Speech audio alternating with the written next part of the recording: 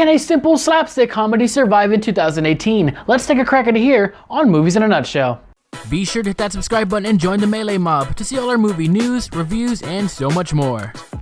Hello everyone and welcome to Movies in a Nutshell, where we talk about movies in a quick way so you can get on with your day. I am your host, Detective Artemis, and before we go on, hit that thumbs up button because you know you want to like this, man. Please. Today our movie will be Tag. In this video we will be talking about spoilers, so if you haven't seen Tag yet, hit that watch later button on this video, go and watch the movie and then come back in and join in on the discussion. Go! Or if you don't care about spoilers, sit back and let's talk. Written by the guy who wrote Waiting, one of my favorite movies by the way, and based off a Wall Street Journal article about these guys who've been playing the same game of tag for over 30 years. Now that's cool and all, but it reminds me of this game of hide and seek I've been playing with my dad for about the same time. And well, he still hasn't found me yet. Don't you forget about me. The movie starts off with Ed Helms being interviewed for a janitor position for a company that his friend Jon Hamm actually owns. Now the whole purpose is for him to get close to Jon Hamm and tag him, because the element of surprise is everything. Meanwhile, Jon Hamm is being interviewed by a Wall Street rep to write a story about his company. But then they start playing the game inside the little small room where they're being interviewed, and she's like, what the hell is this? And he's like, oh, it's just a game of tag we've been playing for 30 years. Oh, that's more interesting what I'm gonna write about currently. I'm gonna follow you guys and write about this instead. And there we have our movie. What makes this funny is that they established already that this game of tag is serious and they don't give a shit about anything else while the game is being played. So we're intrigued and the Wall Street rep is intrigued, so she kind of represents the audience and kind of asks the questions that we're kind of like thinking to ourselves. Like, oh, are there tag bags? So yeah, the best thing about this movie is that how are they gonna get each other next and what lengths will they go to do so? Oh, and by the way, Jon Hamm plays a rich company founder and later he aggressively interrogates somebody. I mean, can we just cast Jon Hamm as Batman already? I mean, hell, at one point in the movie, he even says Batman. Holy blue balls, stop teasing me, Jon Hamm. We also find out that their friend Jeremy Renner has the perfect no-tag record, which is probably why they've been playing for so long. They're just trying to get his little bitch ass. Although if they needed help, why did they just call Loki? He didn't have any problems when he tagged him. We also find out why he's just so good at not being tagged. He meticulously plans out and anticipates all possible scenarios where his friends can just tag him. We even see like fucking chloroform and maps and plans and all this stuff all over his wall. It's borderline psychotic paranoia.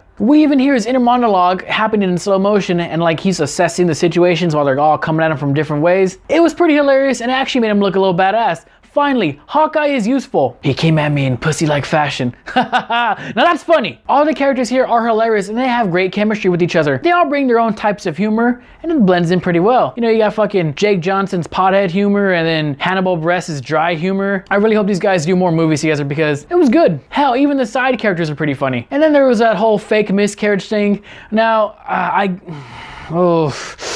Now, in the context of the film, it makes sense. You know, they show how far they would go and then they kind of establish that's kind of a line not to cross type of thing. And it was pretty funny and all, but I can see how some people would be uncomfortable watching it.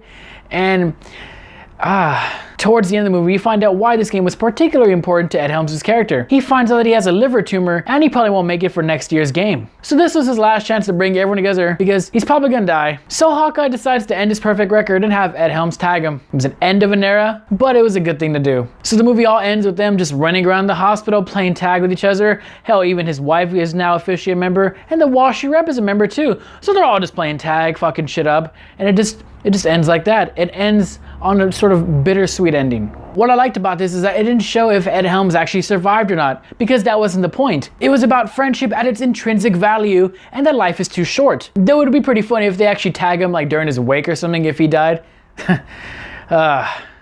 Darkness. Right before the credits, we see the actual people that this movie was based off of. We see them tagging each other and like in disguise and stuff, just like what we saw in the movie. So it was actually pretty cool and the perfect way to end this movie, and probably inspired us to be a better friend. Hey, love you, man. Couldn't do the show without you. Put your dick away, women. Now it's time to rate the movie, so let's take a look at the rating system, starting with the best from the left. We have awesome must watch, damn fine movie, good dumb fun, watching your board, and avoid at all costs. This was a simple story with a simple driving force of them going through extreme measures just to tag Jeremy Renner. It was hilarious all the way through and even had some heart to it, so it wasn't just some mindless, vulgar movie. I left the theater laughing and I was pretty entertained, so to me, that means the movie did its job and not every movie has to be an Oscar contender. This was a pretty different and refreshing movie to see, though the fake miscarriage thing was kind of a weak point, but still otherwise a very funny movie. So I hereby declare Tag a damn fine movie.